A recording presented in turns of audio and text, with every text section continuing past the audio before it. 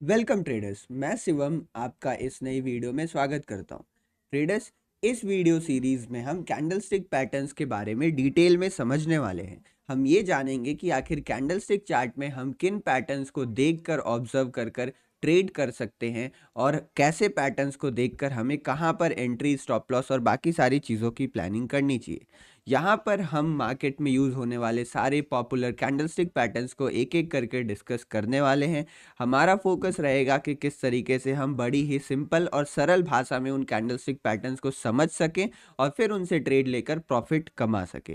तो ट्रेडर्स, ये पूरी सीरीज बहुत सारे पार्ट्स में डिवाइडेड होगी और हर एक पार्ट में हम किसी एक कैंडलस्टिक पैटर्न के बारे में डिस्कस कर रहे होंगे। ये इस सीरीज की पहली वीडियो है, तो इसीलिए यहाँ पर हम इंट्रोडक्शन देखेंगे कैंडलस्टिक पैटर्न्स का और समझने की कोशिश करेंगे कि आखिर कैंडलस्टिक पैटर्न क्या होता है।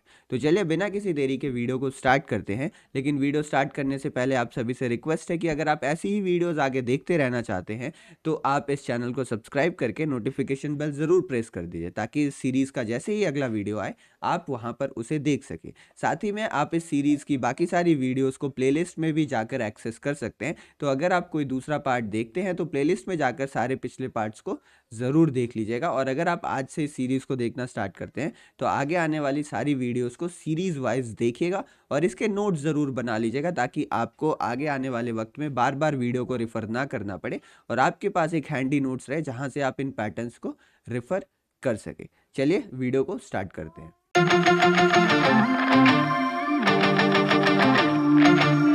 तो यहाँ पर इससे पहले हम ये समझे कि आखिर कैंडलस्टिक पैटर्न्स क्या क्या होते हैं। हमें ये समझना ज़रूरी है कि कैंडलस्टिक पैटर्न्स ही क्या होते हैं, कि कैंडलस्टिक पैटर्न्स को हम क्यों स्टडी करते हैं।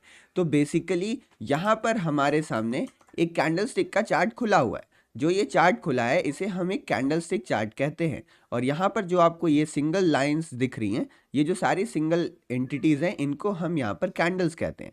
तो इन्हीं कैंडल्स में हमें कुछ ऐसे पैटर्न्स देखने को मिलते हैं जिस पैटर्न की मदद से हम बाइंग या सेलिंग के डिसीजन को ले सकते हैं, कि हमें मार्केट में एक बाई का ट्रेड लेना है या सेल का ट्रेड लेना है, वो हम डिसाइड कर सकते हैं। बेसिकली अगर कोई एक पैटर्न हमें दिखता है तो उस पैटर्न के बाद कैसे मूवमेंट आते हैं अगर हमें ये समझ में आ जाए और हिस्टोरिक डेटा की मदद से हम ये समझ जाए कि अच्छा ऐसा पैटर्न बनता है तो उसके बाद ऐसा मूवमेंट आता है, तो फिर हम ऐसे पैटर्न्स को देखकर एक ऊपर की तरफ या फिर नीचे की तरफ, जिधर भी वो पैटर्न इंडिकेट कर रहा है, हम ट्रेड एग्जीक्यूट कर सकते हैं। इसीलिए हमें कैंडलस्टिक पैटर्न्स को सीखना और समझना ज़रूरी होता है, क्योंकि अगर हम एक कैंडलस्टिक चार्ट देख रहे हैं तो वहाँ पर कई बार ऐसे पैटर्न्स बनेंगे जो हमें थोड़े थोड़े सिग्नल और इंडिकेशन देते हैं। तो अगर हमें उन पैटर्न्स के बारे में पता ही नहीं रहेगा तो ऐसे सिग्नल्स हमारे से मिस हो जाएंगे और बहुत अच्छी अच्छी रैली हम यहाँ पर छोड़ देंगे।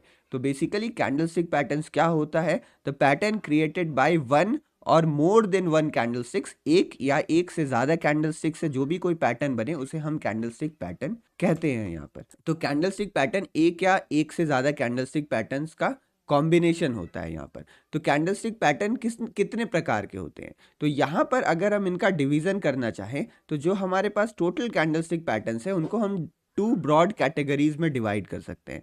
जो हमारे पास पहली टाइप की कैटेगरी आती है उसमें हम ट्रेंड रिवर्सल कैंडलस्टिक पैटर्न्स को समझते हैं। ट्रेंड रिवर्सल कैंडलस्टिक पैटर्न्स क्या होते हैं?